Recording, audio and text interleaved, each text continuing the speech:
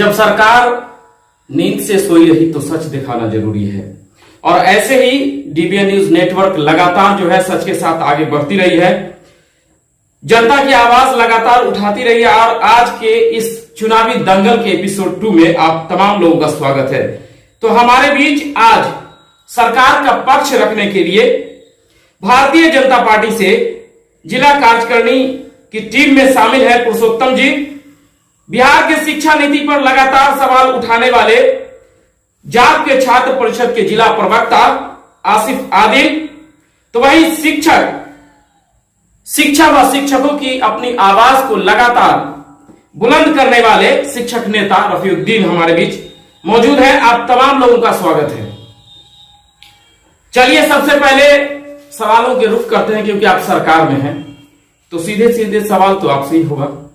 चलिए, सरकारी स्कूलों की शिक्षा व्यवस्था सांसें गिन रही है, क्योंकि लगातार बड़ी बड़ी बातें की जा रही है सरकार की तरफ से। तो सरकारी स्कूलों की जो शिक्षा व्यवस्था है वो सांसें गिन रही है। बिहार में पिछले दशक में साक्षरता वृद्धि की दर में 17% की बढ़ोतरी हुई है, 17% की। और वो जो 17% की बढ़ोतरी हुई है वो बढ़ करके 63.8% हो गई है। फिर भी यह देश के अन्य राज्यों से कम है। साक्षरता और शिक्षक के बीच बुनियादी फर्क को समझना पड़ेगा। लगातार सरकार चाहे जितनी भी बातें करे, वो आखिर हकीकत कहां है। हम आइए आज आपसे और तमाम जो लोग हमारे बीच बैठे हैं उनसे आज जानने का प्रयास करते हैं। बच्चों के लिए क्वालिटी एजुकेशन जरूरी है, आखिर ये सब कब होगा? राजा भाई, सबसे पहले मैं आपको धन्यवाद देना चाहता हूं और आपके चैनल के माध्यम से जितने भी दर्शक देख रहे हैं उन सभी को मैं शुभकामना देता हूं। बात रही शिक्षा, बिहार में शिक्षा की, तो बिहार में जब से एनडीए की सरकार बनी है 2005-6 से, उस तब से आप स्थिति देखिए, कहीं ना कहीं जो शिक्षा की नीति है और शिक्षा की दर है बिहार में लेवल है, वो अपने आप में एक सर्वाइव करके बहुत अच्छे स्थिति पर है। आप उससे जाइए, उससे पहले शिक्षा की क्या हालत थी। जब बच्चे के हाथ में कॉपी और कलम रहनी चाहिए, तब यहाँ बिहार के बच्चों के हाथों में गोली और बारूद रहा करता था, गोली और बारूद रहा करता था। देखिए आज बच्चों के लिए एनडीए सरकार की तरफ से माननीय मुख्यमंत्री नीतीश कुमार जी के नेतृत्व में बिहार में शिक्षा का लेवल काफी बढ़ी है। और बिहार में अभी तो वैसे कोरोना काल 6 महीने से चल रही है, चाहे वो मिड डे मील का व्यवस्था हो बच्चों के लिए या शिक्षा को। मिड डे मील पे हम बाद में चलेंगे। अभी फिलहाल जो सवाल है कि 17% तो बढ़ी है, उसका 63.8% हो भी जाता है, लेकिन दूसरे राज्य के बनिस्बत आज भी कम है। कब होगा इस पे समाधान? ये जो आपकी सर्वे है, ये जो प्रतिशत है, ये कब की है? अब ये जो सर्वे हुई कोरोना काल की है।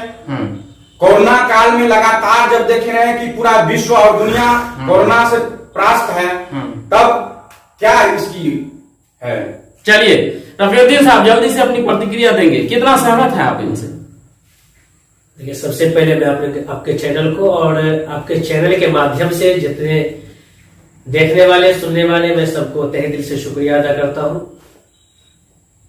देखिए, गुणवत्तापूर्ण शिक्षा जब ही आप सही तरीके से शिक्षकों से ले सकते हैं, जब तक शिक्षकों को सिर्फ पढ़ाने के लिए न रखें, शिक्षक को सिर्फ पढ़ाने दिया जाए, अंत तंत्र कामों से उसे परहेज किया जाए। दुनिया भर की काम उनसे ली जा रही है। आप देख लीजिए, अल्बेंडाजोल अगर खिलाना है तो शिक्षक सो ही लीजिए, अगर पेट में उल्टी अगर हो गया तो शिक्षक डंडा भी खा रहे हैं। चलिए, तो आपके कहने का मतलब यह है कि सरकार जो है शिक्षकों से तरह तरह की काम ले रही है। यही कारण है कि आज बिहार की शिक्षा व्यवस्था अब तक वहीं का वहीं है। चलिए आपकी तरफ रुख करेंगे, लेकिन उससे पहले हमारे बीच जाप प्रवक्ता है आसिफ आदिल है, हम उनकी तरफ रुख करेंगे। का जो बयान है कितना इत्तेफाक रखते हैं आप?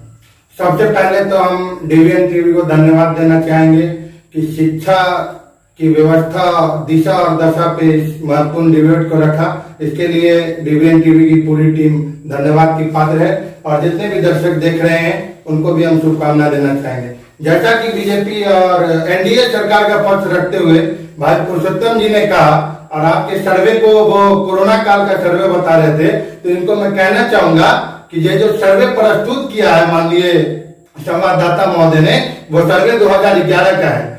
2011 का सर्वे है जब बिहार में शिक्षा व्यवस्था में 17% ग्रोथ हुआ। आप व्यवस्था की बात करते हैं कि आपकी सरकार बनी है तो आपने व्यवस्था को ठीक किया है, तो फिर हम पूछना चाहते हैं कि विश्वविद्यालयों में क्या हाल है? सत्र क्यों नहीं नियमित हो पा रहा है? छात्र क्यों परेशान है? छात्रों को सही से मिड डे मील की तो बात आप करते हैं, मगर कितने बच्चे को पाठ्य पुस्तक मिला है? 1 से 8वीं तक पाठ्य पुस्तक मिलने का अधिकार है, उसके लिए पैसे मिलते हैं, समय से बच्चों के खाते में पैसा नहीं जा रहा है, और आप गुणवत्तापूर्ण शिक्षा की बात करते हैं। बिहार में सब ठीक चल रहा है, कुछ भी ठीक नहीं है। कुल मिलाकर के अब तक जो है इसका निष्कर्ष नहीं निकल पाया है। चलिए सवालों के दूसरे राउंड में है पुरुषोत्तम जी, क्योंकि आप सरकार का पक्ष रखने के लिए यहाँ आए हैं। मैट्रिक और इंटर का जो परीक्षा परिणाम है वो सबके सामने है, किसी से कुछ भी छिपा हुआ नहीं है, सबके सामने है। परीक्षा पास करने का जो ये शॉर्टकट तरीका है, क्या लग रहा है आपको कि शिक्षा को बेहतर करने के लिए सही है, दुरुस्त है? राष्ट्रीय और अंतर्राष्ट्रीय स्तर पर हमारे बच्चे टिक नहीं पा रहे हैं। विश्व बैंक 2015 की मैं अब आपको जो सर्वे बता रहा हूं वो विश्व बैंक 2015 की है। वो क्या कह रही है उस रिपोर्ट को समझिए। गणित और विज्ञान में हमारे विद्यार्थी कमजोर हैं। यूडाइस रिपोर्ट 2015-16 की लीजिए। वो मानती है कि अब भी स्कूलों में सुविधाओं का अभाव है। सरकारी स्कूलों में सभी सुविधाओं के बाद भी बच्चे टिक नहीं पा रहे हैं। अधिकांश बच्चे बीच में ही पढ़ाई छोड़ के चले जाते हैं। शिक्षकों के पास पढ़ाने के साथ साथ कई काम है। वे बूथ लेवल पे ऑफिसर हैं, उनके पास चाहे वो प्रखंड पे चले जाइए या पंचायत स्तर पे चले जाइए, उनके पास तमाम काम है। अब आइए, जनगणना हो, जाति गणना का काम हो, प्रधान शिक्षक हो, मध्याह्न भोजन के उत्तरदायी हैं, हाई स्कूल +2 गणित विज्ञान की नियुक्ति की जो रणनीति है 2015 में बनी, ठोस प्रयास नहीं हुए। क्या कहेंगे आप? राजा भाई, सबसे पहले तो मैं आपकी बात को यहाँ काटने की प्रयास करूंगा। जहाँ की आप बोले कि देश और दुनिया में बिहार के बच्चे पिछड़ रहे हैं, आप हम कैसे मानेंगे कि पिछड़ रहे हैं? जब देखिए, जब ये जेई नीट या IAS IPS की कोई BPSC की रिजल्ट आती है, तो देखिए चढ़ भर के बिहार के बच्चे रिजल्ट लाते हैं, ला के देते हैं। कैसे कहेंगे कि हमारे बिहार के बच्चे पिछड़ रहे हैं? क्या रफीउद्दीन साहब? देखिए, हम सीधा हम जो है कहना चाहेंगे इस मुद्दा पर कि बच्चे जाहिल हो रहे हैं। इसलिए कि जो बच्चे 2 सब्जेक्ट में फेल हैं, मैं ये नहीं कह रहा हूं कि उस बच्चे से हमारी दुश्मनी है, इसका मतलब है जड़ मजबूत कीजिए। पुरुषोत्तम जी यूडाइस 2015-16 के सर्वे को भी नहीं मान रहे हैं। तब आप बिल्कुल, शिक्षकों के पास पढ़ाने के अलावा कई काम है। हमने बताया आपको, जनगणना, मतगणना, मध्याह्न भोजन, क्या क्या है आपके पास में? आज देख लीजिए, बच्चों के हाथ में बुक होनी चाहिए थी, आज बच्चों को राशि आप दे रहे हैं। वो राशि क्या होता है? राशि निकाले अपने अकाउंट से और सब्जी तरकारी में उसको जो खत्म कर दिए। बच्चे किताब नहीं ला पाते हैं। हम पढ़ाएंगे किससे? दीवार से पढ़ाएंगे नहीं, ईंट पत्थर से पढ़ाएंगे नहीं। जब तक आप सुविधा हमें नहीं देंगे, किताबों की सुविधा नहीं देंगे, हम पढ़ा नहीं पाएंगे। हम किताबों पे भी चलेंगे, क्योंकि आज जो है बहुत सवाल मेरे पास बहुत है, किताबों तक पहुंचेंगे। लेकिन अभी जो इन्होंने कहा है पुरुषोत्तम जी ने, उनकी बात से कितना आप रखते हैं? मैंने पहले ही कहा आपको पहले राउंड में कि शिक्षक को सिर्फ पढ़ाने दिया जाए, बिल्डिंग का काम उससे हटाया जाए, MDM हटाया जाए। क्योंकि हम लोग जब स्कूल जाते हैं, हमारे HM जब स्कूल आते हैं, शिक्षक जब स्कूल आते हैं, क्योंकि आला अधिकार का आदेश होता है कि MDM पर एक शिक्षक मुस्तैद रहेंगे। ऐसा ना बाहर से कोई आदमी आवे और उससे उस MDM में किसी तरह कोई जो है कुछ डाल दे जिससे बच्चों को नुकसान पहुंच जाए। तो हम हमेशा नजर दौड़ाए रहते हैं कि भाई मेरे बच्चों को MDM सही मिले। तो जहर को ये रहता है कि भाई तराजू से हम तोले, चावल कितना हमको देना है, आलू लेके आवे हमको आलू कितना देना है। फिर बच्चों को गिनती करना, उस हिसाब से हम सब कुछ लगाते हैं। चलिए, तो आप भी मानते हैं इस चीज को कि शिक्षकों के पास में अनेकों काम है। यही कारण है कि बिहार की जो शिक्षा व्यवस्था है वो दिन प्रतिदिन घटती ही चली जा रही है। चलिए, जाप प्रवक्ता हमारे बीच हैं आसिफ आदिल, आप तो लगातार आवाज बुलंद करते हैं जी छात्रों के हित में, जी। फिर असली मुद्दे से क्यों भटक गए आप? असली मुद्दे से हम नहीं भटके हैं। हमारे राष्ट्रीय अध्यक्ष आदरणीय पप्पू यादव जी ने जो अपना मैनिफेस्टो जारी किया है, अपना घोषणा पत्र जो जारी किया है, उसमें उन्होंने कहा है कि अभी वर्तमान की सरकार स्टूडेंट क्रेडिट योजना के तहत 4 लाख रुपए अगर खर्च कर रही है तो हम 10 लाख रुपए देंगे।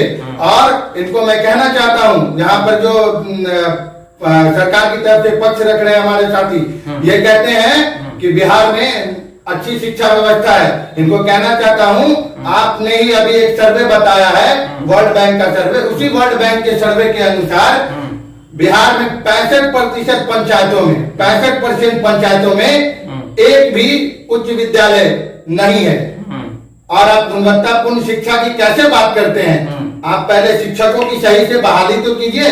जो बहाल शिक्षक है उनसे, रफीउद्दीन साहब ने कहा, उनकी बातों से मैं पूर्णतः सहमत हूँ। शिक्षकों को सिर्फ पढ़ाने का काम दिया जाए, उनसे जो और इलावा जो भी काम है, एमडीएम का काम, ये सब नहीं लिया जाए, सिर्फ पढ़ाने का काम दिया जाए, तो निश्चित तौर पर हमारा बिहार शिक्षा में बहुत आगे जाएगा और उज्जवल भविष्य होगा हमारे बिहार का। चलिए, शुभकामना है कि बिहार आगे जाए और बिहार के बच्चे भी आगे जाए। सवालों की तीसरी राउंड में हम पहुंच चुके हैं और हमारे बीच पुरुषोत्तम जी हैं, क्योंकि लगातार पुरुषोत्तम जी भी सरकार का पक्ष रख रहे हैं। चुनावी दंगल के एपिसोड 2 में अब ले लेते हैं एक सवाल आपसे। सवाल तो आज काफी है, जवाब भी आपके पास होगा। शिक्षा की नींव किसी राज्य की बुलंद इमारत, ये सब किस पे डिपेंड करता है? देखिए, शिक्षा की जो बात कर रहे हैं, शिक्षा की हमारी यहाँ की क्या स्थिति है, यहाँ के बच्चे और उनके अभिभावक अच्छी तरह जानते हैं। ये लोग जो नया, इनके पास कोई मुद्दा नहीं है, चुनावी मुद्दा इन लोगों के पास कुछ नहीं है। ये बस ध्यान भटकाने का काम कर रहे हैं। और मैं, भाई साहब हमारे मित्र जाप के हैं, वो ने पप्पू यादव जी का मैनिफेस्टो की बात की, तो मैं बता देना चाहता हूँ, सब जानता है पप्पू यादव जी का नियत क्या है। सब बिहार के जनता ने 90 से लेकर 2005 तक उनकी नियत देखी है। राजा जी देखिए, मैं मानता हूं कि सरकार ने जो है, सरकार की तरफ से लगातार जारी है, क्योंकि प्राइमरी से लेकर के उच्च स्तर तक प्रयास किए जा रहे हैं। लेकिन प्रयास हुए, रिजल्ट भी आए, लेकिन रिजल्ट जो चाहिए वो रिजल्ट अब तक नहीं आए। उसका, उस पे समाधान कब होगा? देखिए, जब आप खाई में गिरिएगा तो आपको उठने में थोड़ा वक्त तो जरूर लगेगा। कितना टाइम लगेगा? 15 साल हो गया, 15 साल हो गई, तो आप शिक्षा का लेवल भी देखिए ना। आप देखिए, आप जब ये थी लालू जी की सरकार थी, तब शिक्षा की बराबरी कीजिए। तब का जो टीचर थे, उसके जो जब जवानी से बुढ़ापा में आ गए, तब उसकी नीतीश जी के द्वारा बहाली की गई। चलिए जल्दी से जी। ये कह रहे हैं कि लालू जी की व्यवस्था, अरे आपको लालू जी से क्या लेना? आपने 15 सालों में क्या किया है? आपको ये रिपोर्ट कार्ड पेश करना चाहिए जनता के सामने। जनता को बरगलाने का काम कर रहे हैं। शिक्षा पे आपकी कोई ठोस नीति नहीं है। आप कहते हैं कि शिक्षा में बिहार बहुत आगे है, टॉपर घोटाला आपके राज्य में होता है। रूबी कुमारी जैसी भूतपूर्व विद्यार्थी जो पढ़ने में कुछ न हो, बिहार की टॉपर हो जाती है। इतना बड़ा कलंक जो कि पूरे देश भर का मुद्दा बन गया था रूबी कुमारी का, उससे सरकार को दोषी नहीं ठहरा सकते। इसमें सरकार को दोषी नहीं ठहरा सकते हैं। जो उनके आप जो अभी बताए हैं, उनका गुनहगार था, उसको समुचित सजा मिली। चलिए, जो गुनहगार है उनको सजा मिली, अच्छी बात है। जो गुनहगार होंगे उसे सजा मिलनी भी चाहिए। दोषी कभी भी बचना नहीं चाहिए और निर्दोष कभी भी फंसना नहीं चाहिए। रफीउद्दीन साहब, क्या आप मानते हैं कि बिहार के अभिभावक अगर जाग गए तो एक नए बिहार की तरफ जा रहा है, नई क्रांति की तरफ ले जाएगा? बिल्कुल, मैं इसे मानता हूँ कि जब हमारे अभिभावक, बिहार के अभिभावक जब इस चीज को जान लेंगे कि नहीं, हम अपने बच्चों को अच्छी शिक्षा दें, सरकारी विद्यालय में भेजें और शिक्षकों के साथ जो सुविधाएं हैं वो सुविधाएं मुहैया हो, उनके साथ जो अच्छा बर्ताव हो, जब ये हमारे अभिभावक समझ जाएंगे, जान लेंगे, मैं पूर्णतः मैं समझता हूँ अपने आप को कि मेरा बिहार उज्जवल होगा, एक नया बिहार आएगा। तो पुरुषोत्तम जी, मान लीजिए जी, शिक्षा व्यवस्था में आप फेल हैं, नहीं, कैसे हम मान ले शिक्षा व्यवस्था में हमारी सरकार फेल है? कहीं भी नहीं। इस चीज को हम कतई मानने के लिए तैयार नहीं है भाई साहब। बताइए फिर क्या, बताइए आपके पास क्या है? देख, शिक्षा व्यवस्था में अभी जी। अभी इंटर और मैट्रिक का रिजल्ट आपके सामने है। जी जी। ये शॉर्टकट तरीका कब काम आएगा? कब कितना काम आएगा ये? देखिए, जो इसमें जो बहुत कम मार्किंग से थे, जो प्रमोटेड थे कुछ विद्यार्थी, जो उनकी संख्या काफी कम थी, जी जी, उसको किया गया है। इसकी मतलब ये नहीं कि शिक्षा नीति को खराब किया जा रहा है, उनका मनोबल बढ़ाया गया है। अच्छा, पढ़ाई तो आप शॉर्टकट तरीके से नहीं, चलिए ठीक है, हम जरा रुकिए, आपके तरफ चलेंगे। आप विपक्ष में है, सवाल तो स्वाभाविक है कि आप विपक्ष में जब होंगे तो सवाल आपके लिए बन जाएंगे, सरकार में जब होंगे तो आपके लिए तो सवाल होंगे नहीं। सवालों के घेरे में आप भी हैं। पप्पू यादव बोलते हैं, अभी आप पप्पू यादव का मैनिफेस्टो जारी कर रहे थे। पप्पू यादव बोलते हैं कि मैं जब सत्ता में आऊंगा तो मैं ये बांटूंगा, वो बांटूंगा, फिर से वही नीति बांटने वाला। शिक्षा व्यवस्था पे कब आप ध्यान देंगे? कब दुरुस्त होगा शिक्षा व्यवस्था? शिक्षा व्यवस्था के लिए भी उन्होंने अपने घोषणा पत्र जारी किया है। शिक्षा व्यवस्था के लिए उन्होंने कहा है कि 65% स्कूल जो नहीं है, 65% पंचायतों में उस व्यवस्था को हम ठीक करेंगे। नियोजित शिक्षकों की लड़ाई लड़ने का काम किया पप्पू यादव जी ने, और नियोजित शिक्षक जो है उनके हक हकूक की लड़ाई लड़ी है। और जब हमारी सरकार आएगी तो जरूर नियोजित शिक्षकों को भी इंसाफ मिलेगा। चलिए ठीक है, पुरुषोत्तम जी से हम जवाब जानना चाहेंगे कि पप्पू यादव कितना जो है शिक्षक और ये जो नियोजित शिक्षक है इनकी आवाज को बुलंद किए हैं। समय है छोटे से ब्रेक का, ब्रेक के बाद जल्द लौटेंगे हम लोग। इस न्यूज के प्रायोजक है Galaxy fashion, Alinagar main market, Ashapur road. Lehenga, चुन्नी, गौन, अनारकली का अनोखा संगम मात्र 300 रुपया से शुरू। शादी विवाह या किसी भी अवसर पर एक बार सेवा का मौका अवश्य दे। अधिक जानकारी के लिए प्रोप्राइटर MD आमिर से 8700562793 पर संपर्क करें।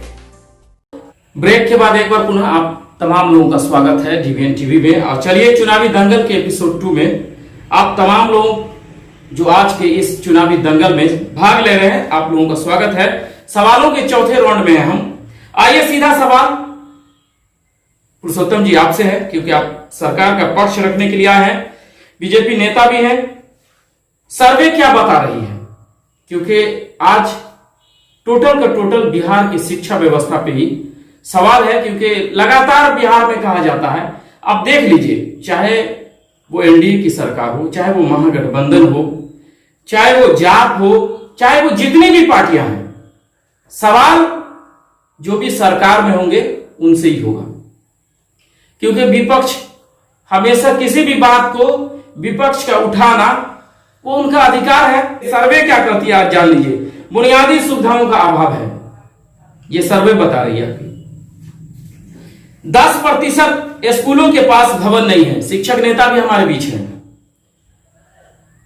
अब ये भी आप भी इस चीज को ध्यान से सुनिए, जो बुनियादी सुविधा है वो कहां क्या है बिहार के अंदर।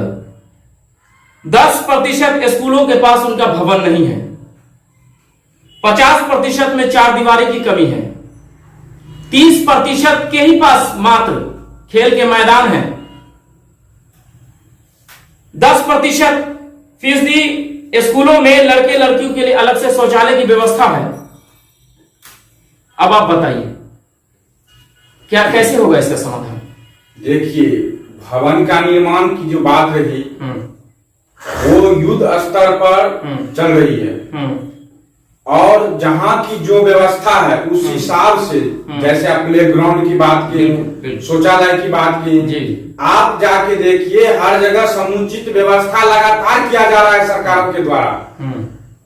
किया ही जा रहा है जी, किया जा रहा है। फाइनल रूप अभी तक नहीं हुआ है। किया जा रहा है फाइनल रूप कैसे? जब तक ये कुछ फाइनल होने की चीज थोड़ी है। शौचालय की व्यवस्था ये कभी कैसे फाइनल हो जाएगी? ये तो हमेशा होती रहेगी। ठीक है, अच्छी बात है। बताइए अब क्या प्रतिक्रिया आपकी इस पे? ये जो सर्वे बता रहे हैं, आपने प्रतिशत बताया, ये गोल मटोल जवाब देने की कोशिश कर रहे हैं कि व्यवस्था ठीक होगी। कब होगी, सरकार में ये है, इनको बताना चाहिए। अभी तो अगर आप हमसे क्वेश्चन पूछेंगे, हमने जो घोषणा पत्र जारी किया है, हमारी सरकार अगर बनेगी तो जरूर इन व्यवस्थाओं को हम ठीक करेंगे और जरूर इस पे काम किया जाए। चलिए, ये तो हुआ वो चुनावी वादे, और वादे कितने कामयाब होंगे ये तो सवाल इनसे बनता है कि राजा है, ये बस 30 सालों से यही होता आ रहा है। लालू जी नीतीश जी पे, नीतीश जी लालू जी पे, 15 साल ये जंगल राज बोलते हैं, वो मंगल राज बोलते हैं। राजा भाई पप्पू यादव जी जाते हैं कन्हैया कुमार जैसे देशद्रोही से लिए शिक्षा नीति, उनसे मिलकर मैनिफेस्टो बनाते हैं। जो आदमी जो आदमी कन्हैया कुमार जैसे देशद्रोही, वो भी पढ़ा लिखा है, वो भी PhD किया हुआ है। अब वो आदमी जब देश के द्रोह में काम करता है, देशद्रोही का काम करता है, देश के खिलाफ बोलता है अब जब हम शर्मिंदा है, तेरे खातिर जिंदा हैं, जो ऐसे आदमी के साथी रहेंगे वो क्या शिक्षा नीति पे अपना मैनिफेस्टो जारी करेंगे? हम इस पर फालतू बात पे विश्वास बिल्कुल भी नहीं करते हैं। पुरुषोत्तम जी, हम आपसे जानना चाहेंगे, आपने कहा है, सवाल उठाया देशद्रोह का, क्या देशद्रोह का मुकदमा जो भी उन पे चल रहा है वो साबित हो गया? जी अभी तो चल रही है ना, चल रही है, किसी से छुपी है जब तक कोर्ट केस है तब तक उसका समाधान नहीं है, जज जजमेंट नहीं देता है तब तक वो दोषी नहीं है। भाई साहब जो जी बोलिए। ये कह रहे हैं कि कन्हैया कुमार को देशद्रोही बता रहे हैं, शिक्षा नीति पे बात हो रही है। कन्हैया कुमार उसी यूनिवर्सिटी का छात्र है, JNU जैसी यूनिवर्सिटी का, जो यूनिवर्सिटियों में अभी जो सर्वे हुआ है उसमें JNU नंबर 1 आई है। कन्हैया कुमार को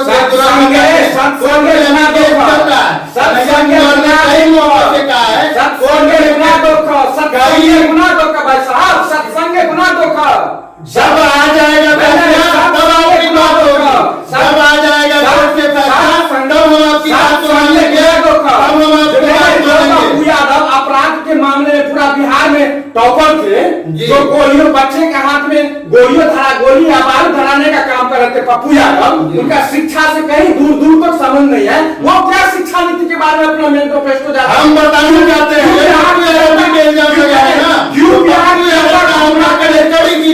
पप्पू यादव वही शख्स है जो अपने एकेडमिक ईयर में उस समय के मैट्रिक का मैथ का टॉपर रहा है। पप्पू यादव वही शख्स है जो कई स्टूडेंट को आज भी बिना सरकार में रहते हुए फंड देकर पढ़ाने का काम कर रहा है। 5,000 से ज्यादा आप दोनों को रोकेंगे, यहाँ पे आप दोनों को रोकेंगे। शिक्षक नेता हमारे बीच मौजूद है, सवाल था यहाँ, जवाब आपके सामने है। जवाब क्या मिल रहा है? बुनियादी सुविधाओं से जो वंचित है, बुनियादी सुविधाएं कहां है?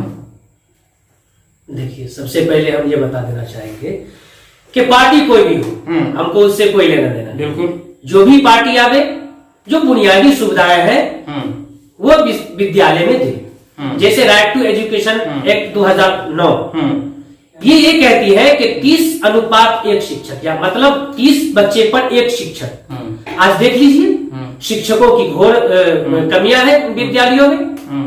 अभी आप देख लीजिए, जितने भी विद्यालय उत्क्रमण हाई स्कूल हुआ है वहां शिक्षक नहीं दिया जा रहा है। ये प्रारंभिक से बेसिक शिक्षक को उठा करके वहां रख दिया गया है, जबकि उस उत्क्रमण जो हाई स्कूल हुआ है उसमें BEd MAd के शिक्षक वहां जाना चाहिए था, लेकिन बेसिक स्कूल के शिक्षक को, बेसिक गणित के शिक्षक को वहां रख दिया गया है। यही तो बात है ना। सवाल तो आप पे खड़े हो रहे हैं, सवाल तो आप पे भी खड़े हो रहे हैं ना। आज जो सवाल आप पे खड़े हो रहे हैं कि बच्चों को बेहतर शिक्षा के लिए, जो बेहतर भविष्य के लिए जो शिक्षा होनी चाहिए, वो आपके पास ही नहीं है। ये तो सरकार ना उसकी जो ये करेगी, सुविधा देगी, बहाली करे। जो हाई स्कूल है जहाँ शिक्षक नहीं है वहां बहाल करे। जहां हमारे जो है प्रारंभिक विद्यालय है वहां, जिस विद्यालय में शिक्षक की कमी है वहां बहाल करे। अभी देखिए बहाली हो रही थी, उसको रोक लगा दिया गया, वो बहाली नहीं हो पाई है। तो सबसे पहले जो बुनियादी सुविधाएं हैं, जो शिक्षक की जो कमी है उसकी जो पूर्ति की जाए, जो 30:1 शिक्षक होनी चाहिए। उसके बाद अभी आपने बताया, मैं आपको बताऊं कि 10% विद्यालय भी जर्जर हो चुके हैं, जिसको मरम्मती की जरूरत है, या कहीं कहीं ऐसा भी है जिसको तोड़ करके नया बनाया जा सकता है। आपने सही बताया, कुछ जगह ऐसे भी है जो चार दीवारी नहीं है, जमीन के अभाव के कारण ऐसे विद्यालय को दूसरे विद्यालय मर्ज कर दिया गया है। ये है ऐसे बच्चे को एक दूसरी जगह से आने में काफी दूरी होती है। ये सुविधाएं हमारे दोनों मित्र है, इन लोगों को करनी चाहिए थी। हमें पार्टी में विशेष पे नहीं जाना है, हमें तो सुविधा चाहिए। जो भी पार्टी है हमें सुविधा चाहिए। देखिए, जो 1995 की दौर के जो विदेशी की पेंडिंग रिजल्ट थी, वो देखिए कब हुई, किसकी सरकार में हुई, किसके नेतृत्व में हुई। आप पिछली बातों को दोहरा रहे हैं, आपकी सरकार है, आपने क्या किया? वही तो बता रहे हैं, हम वही बता रहे हैं। जो पेंडिंग थी उन्हें मतलब यूपीएससी की रिजल्ट, उसको हमारी सरकार ने लागू की। आप सोचिए राजा भाई, जो आदमी अपने जवानी में 25-30 एज की उम्र में जो अपने एग्जाम देकर उसका कंप्लीट किया एग्जाम, उसका रिजल्ट पेंडिंग था। सोचिए उन व्यक्तियों के बारे में सोचिए, उनकी जिंदगी कैसी गुजरी होगी, किन हालातों में वो अपने परिवार के साथ, अपने गरीबी के साथ, अपने हालातों के साथ समझौता क्या होगा, उसकी हमारी सरकार ने सुलझाने की काम किया है। आप नियोजित शिक्षक की बात रखिए, देखिए जो नियोजित शिक्षक की बहाली कितने से हुई थी, 6,000 से 5,000 से हुई थी, और आज उनकी देखिए उनकी तरक्की हुई है कि नहीं। और आगे भी देखिए, जैसे हमारी सरकार, चलिए तरक्की कहाँ हुई है, हम आपको ले चलते हैं। देखिए सवाल आप ही से है, बच्चों को शैक्षणिक सहयोग क्या क्या हो रहा है अभी? वर्ष 2017 तक जो विद्यालय में उनको किताबें दी जाती थी, किताब भी ऐसे दी जाती थी कि समय बीतते बीतते भी किताब नहीं मिलता था। चलिए सरकार ने वहां से नीति बदली, सरकार ने अब क्या किया, रुपया देना शुरू किया। क्या सर? जी ठीक है, सेशन खत्म हो जाते हैं फिर भी पैसा नहीं मिल रहा है। कैसा, किस तरह से आप कल्पना कर सकते हैं बिहार की शिक्षा व्यवस्था पे? देखिए, चाहे बच्चों की किताब के लिए हो या ड्रेस के लिए हो या भी छात्रवृत्ति की बात हो, हमारी सरकार द्वारा इनमें विशेष रूप से ध्यान देकर इसकी समुचित व्यवस्था की जा रही है। इसमें कहीं कोई शक नहीं है। मेन बात है, इन लोगों के कोई आप मुद्दा है नहीं, तो आप कुछ से कुछ अनाप शनाप बोलने से कुछ नहीं होता है। चलिए जल्दी से रफीउद्दीन साहब, शिक्षक नेता है, आपकी प्रतिक्रिया जानना चाहेंगे, कहाँ गड़बड़ी हो रही है? सवाल फिर से किया है। सवाल आपने सुना, सरकार से सवाल थी कि वर्ष 2017 तक जो है किताब जो है सो स्कूल में आता था। आप शिक्षक नेता हैं, स्कूल में किताब आ रही थी ना? बिल्कुल बिल्कुल बिल्कुल। उसके बाद क्या हुआ? देखिए 2017 तक भी जो किताब आती थी, वो समय बीतने के बाद हम लोग जो है लिखा पढ़ी बहुत सारे जो है करते थे, बहुत सारे हंगामा भी होता था, भाई समय से बच्चों को किताब दीजिए ताकि जो सेशन है वो सेशन सही तरीके से हो पाए, लेकिन समय से बुक नहीं मिल पाती थी। अभी 2017 के बाद देख लीजिए, आप बच्चों को जो है राशि दी जा रही है। मैं पहले भी बता चुका हूँ आपको कि राशि आप अगर देंगे, ये बिहार है, गरीब गुरबा है, अभिभावक, ये हम जो प्रारंभिक विद्यालय बिहार गरीब का अगर अपमानित नहीं किया जाए, मैं आपसे रिक्वेस्ट करता हूँ भाई, मैं अपमानित नहीं करता हूँ, बिहार वासियों को गरीब का अगर अपमानित नहीं कीजिए, मैं अपमानित नहीं करता हूँ, कीजिए, ये अपमानित करना हुआ। बिहार वासियों को अपमानित नहीं, मैं अपमानित नहीं करता हूँ। ऐसे वो उस स्कूल में जो स्कूल प्रारंभिक जो सरकारी स्कूल है, ऐसे स्कूल में जो टोले मोहल्ले के गरीब गुरबा दबे कुचले लोग हैं, ऐसे बच्चे वहां पढ़ते हैं। और जो बड़े बड़े राजनेता हैं, ऐसे बच्चे दिल्ली पब्लिक स्कूल में पढ़ते हैं, इंटरनेशनल स्कूल में पढ़ते हैं। कहने का मतलब है कि जो बच्चे हमारे जो गरीब बच्चे हैं वो सरकारी विद्यालय में पढ़ते हैं। ये सर्वे भी कह रही है, ये सर्वे भी बताती है कि आज तक जितने भी नेता हैं उनके बच्चे कहाँ पढ़ते हैं सभी लोग जानते हैं, छुपी हुई बात नहीं है। चलिए गड़बड़ी कहाँ हो रही है वो जानने का प्रयास करते हैं। नियम क्या कहता है? प्रखंड से संकुल स्तर तक शैक्षणिक गतिविधियों की निगरानी होता है, नहीं हो पा रही। पूरा सिस्टम खानापूर्ति पे ही टिका हुआ है, चाहे वो प्रखंड स्तर से ले लीजिए। शिक्षकों को दूसरे काम में लगाया जाता है, चाहे वो जनगणना हो, मतगणना हो, किसी भी काम में हो, शिक्षक वहां व्यस्त रहते हैं। और एक भी ऐसा काम नहीं है जो शिक्षक नहीं करते हैं। फिर कैसे, किस तरह से होगा? बिहार की शिक्षा व्यवस्था कहां सुधरेगी? क्या होगा उस पर? ये तो सरकार को व्यवस्था करना होगा। मैंने पहले कहा कि शिक्षक नेता है, शिक्षक को सिर्फ पढ़ाने दिया जाए। क्या आप शिक्षकों की आवाज उठाते हैं या बच्चों के लिए भी? हम हमेशा शिक्षक और बच्चे, अभिभावक सबके लिए हमने आवाज उठाया है। अभी बच्चों के आवाज से आवाज हमने मिलाया है, शिक्षकों की आवाज बनकर हमने खड़ा हुआ है कि जो भी बुनियादी सुविधाएं हैं वो सरकार को मुहैया करानी चाहिए, लेकिन इसमें फेल है, मुहैया नहीं हो पाती है, जिसकी वजह से हमारे बच्चे, हम लोग लचर हो जाते हैं। दुनिया भर का काम शिक्षकों से लिया जाता है। हम समझते हैं कि 30 से 32 तरह का काम हम लोगों से लिया जाता है। चलिए, महीने में जो है सही बात है, 20 दिन हम लोग मीटिंग में चले जाते सभी हैं। लोग जानते हैं कि कितने काम लिए जाते हैं। जाप के प्रवक्ता हम आपसे जल्दी से जानना चाहेंगे, क्या आप मानते हैं कि जो शिक्षकों से जो तमाम तरह के काम लिए जाते हैं और यही कारण है कि बच्चों की शिक्षा इसमें दब के रह जाती है? जी, पूरी तरह से मैं सहमत हूँ। शिक्षकों से सिर्फ पढ़ाने का काम लिया जाए, शिक्षक सिर्फ पढ़ाने के लिए होता है। और हमारे साथी अभी यहाँ सरकार का पक्ष रखते हुए कह रहे थे, बीपीएससी और यूपीएससी की उपलब्धियां गिना रहे थे। इनसे मैं कहना चाहता हूँ कि जब बच्चे का बेसिक ही कमजोर होगा तो वो यूपीएससी और बीपीएससी कैसे कंप्लीट करेंगे? आपके प्राइमरी स्कूल में व्यवस्था सही नहीं है और बीपीएससी और बीपीएससी कराने की बात करते हैं। यूपीएससी बीपीएससी का दर देखिए, रिजल्ट का दर, यूपीएससी बीपीएससी का दर से पहले हमको मैट्रिक का दर देखना होगा, इंटर का दर देखना होगा, 5वीं और 8वीं की रेखा ठीक करनी होगी। बच्चे का जब बेसिक अच्छा होगा, शिक्षक को बेसिक नॉलेज देंगे। जरूर बिहार में मेधा की कमी नहीं है और बिहारी बच्चे मेधा में डंका बजाते आए हैं, मगर उसके साथ शर्त है, अगर आप बात करते हैं कि नेताओं के बच्चे, जो अभी इन्होंने कहा कि नेताओं के बच्चे प्राइवेट स्कूल में पढ़ते हैं, पूरी तरह से मैं उनसे सहमत हूँ। चाहे कोई भी नेता हो, उनको भी, अधिकारी उनको भी, सभी लोगों को अपने बच्चों को नेता और अमीर लोगों की बात करते हैं, मैं इनसे पूछना चाहूंगा, ये अपने शिक्षक हैं, ये पहले अपने बच्चों को अपने स्कूल क्यों नहीं ले जाते हैं? सरकारी स्कूल क्यों नहीं देते हैं? सवाल आपसे, आप अपने बच्चों को कहाँ पर? मेरा बच्चा सरकारी विद्यालय में, एक बड़ी बेटी तीसरा में है, दूसरा वाला बेटा दूसरा में है। चलिए, सबसे छोटा बेटा जो है ये कहने की चीज है भाई साहब, ये कहने आप आगे जा करके जाइए, ये कहने की चीज है, ये कहने में सुनने में अच्छी लगती है। मनहर उर्दू में मेरा दोनों बच्चे का एडमिशन है, ये दोनों बच्चा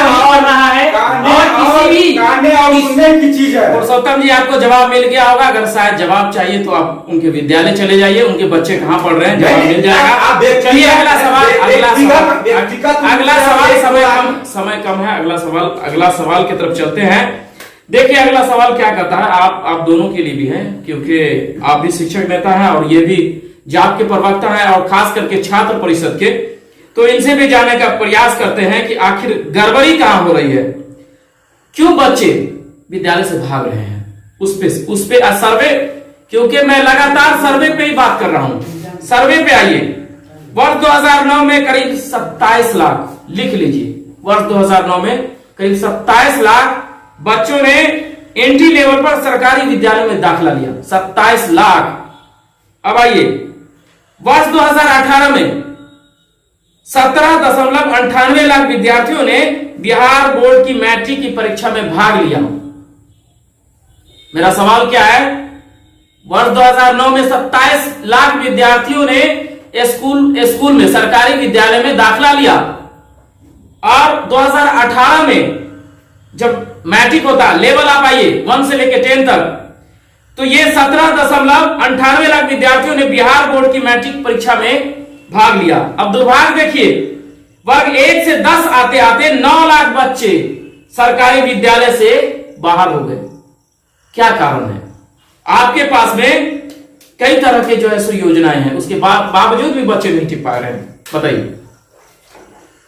देखिए, बच्चे की भागने की बात है, इसमें तो कहीं ना कहीं हम मानते हैं कि हर एक अभिभावक को और हर एक गार्जियन को और अपने जो घर के वो परिवार के लोग होते हैं, उनकी महत्वाकांक्षा होती है कि हम अपने बच्चे को, मतलब ठीक है, अच्छा सब कुछ चल रहा है, लेकिन और सबके मन में रहता है यदि आज हम भात दाल चटनी खाएं तो कल हम भात दाल और सब्जी खाएं, और कल जब भात दाल सब्जी हमको मिलती है तो हमारी महत्वाकांक्षा होती है कि हम पनीर मछली मटर खाएं। सर जी बोलिए। यहाँ पे सरकार की भी जिम्मेदारी बनती है कि बच्चों को गुणवत्तापूर्ण शिक्षा दी जाए। जितनी जिम्मेदारी सरकार की है उससे कहीं कम जिम्मेदारी शिक्षकों की भी नहीं है। शिक्षक भी आज सही ढंग से पढ़ा नहीं पा रहे हैं स्कूलों में, और सरकार के जो साथी यहाँ पे हैं वो बात को सिर्फ घुमाने की बात कर रहे हैं, गुणवत्तापूर्ण शिक्षा की बात ही नहीं कर रहे हैं। आपकी रिपोर्ट ये बताती है कि सरकार की लचर व्यवस्था, स्कूलों में सही व्यवस्था नहीं होने के कारण बच्चे आज स्कूलों से भाग रहे हैं। अगर स्कूल में सही शिक्षकों की बहाली होगी जो सही से पढ़ाएंगे, सही शिक्षक अगर सही नॉलेज देंगे तो बच्चे, मैं दावे के साथ कहता हूँ कि बच्चे स्कूल छोड़कर नहीं भागेंगे और हमारे बिहार का उज्जवल भविष्य होगा और बिहार देश में नंबर 1 बनने का। चलिए, यही कारण है पुरुषोत्तम जी की सरकार पे लगातार विपक्ष हमलावर रहती है, क्योंकि सवाल इस तरह के अगर आएंगे तो जवाब आपको देना ही पड़ेगा। चलिए, सवाल के अंतिम दौर में है हम, समय भी बहुत कम है। सरकार ने कई तरह की योजनाएं चलाई, इसमें कोई शक नहीं है।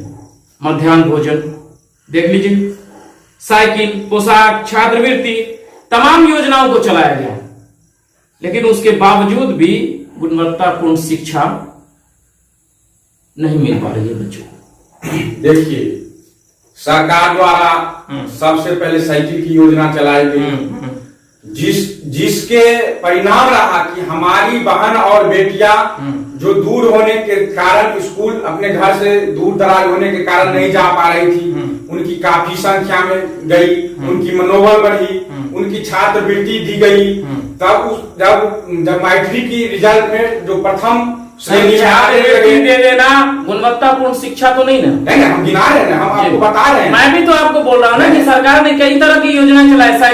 साइकिल मैंने कहा ना आपको कि साइकिल है, मध्याह्न भोजन है, ये सब योजनाएं तो है। तो सब गुणवत्तापूर्ण शिक्षा, गुणवत्तापूर्ण हो रही है, धरातल पे जाके देखिए आप, सब हो रही है, कहाँ कमी है? अच्छा, आप मानते हैं कि कहीं कमी नहीं है? कहीं कमी नहीं है। चलिए, अच्छी बात है जी, बताइए। ये साइकिल की योजना गिना रहे हैं, छात्रवृत्ति की योजना गिना रहे हैं, अभी आप धरातल पे जाने की बात कर रहे हैं। चलिए, हम आपको ले चलते हैं, बगल में ही अलीनगर उर्दू मिडिल स्कूल है। कितने विषय के कितने शिक्षक है ये नहीं गिनाएंगे।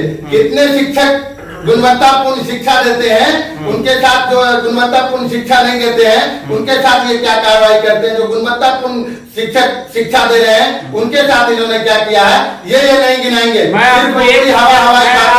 आपको एक विद्यालय की बात नहीं करूंगा, इसमें बहुत सारे, क्योंकि समय की कमी के कारण जो है हमने बहुत सारे इसको किए। सरकारी तंत्र भी फेल है इनका। अब आप सवाल उठाते हैं, अब देखिए इनकी भी अनुपस्थिति है, ऐसा नहीं है, अनुपस्थिति इनकी भी है। स्कूल बहुत कम शिक्षक आपको मिलेंगे जो परमानेंट स्कूल आते हैं। ये कमी किसकी है? ये कमी सरकार की है। सरकार उन शिक्षकों पे कार्रवाई करे, सरकार के अधिकारी जो है वो उन पे कार्रवाई करे। सरकार के अधिकारी पैसे लेकर बैठ जाते हैं, सिर्फ शिक्षा में काम करते हैं। बिहार का जो शिक्षा का बजट है अन्य विभागों से बहुत ही कम है। बिहार का जो शिक्षा बजट है वो केरल की शिक्षा बजट से कम है, कर्नाटक की शिक्षा बजट से कम है। आप गुणवत्तापूर्ण शिक्षा की कैसे बात करते हैं जब आपका बजट ही कम है?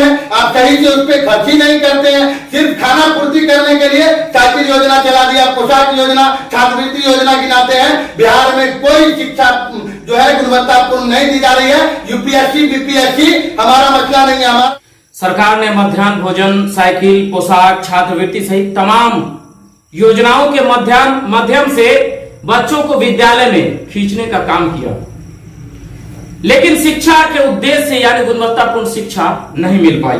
बहुत बहुत धन्यवाद आप तमाम लोगों का आज चुनावी दंगल के एपिसोड 2 में जो आप लोगों ने भाग लिया। हम इसी तरह से लगातार आपके बीच बने रहेंगे। चुनावी दंगल एपिसोड 3 जल्द आ रहा है, जिसमें आपको दिखाया जाएगा आशापुर से लेकर के घनश्यामपुर तक की सड़कों का हाल जो है, हम उस पर चर्चा करेंगे। सरकार जिम्मेदार है या फिर स्थानीय विधायक? सीधे चुनावी दंगल के तीसरे पार्ट एपिसोड 3 में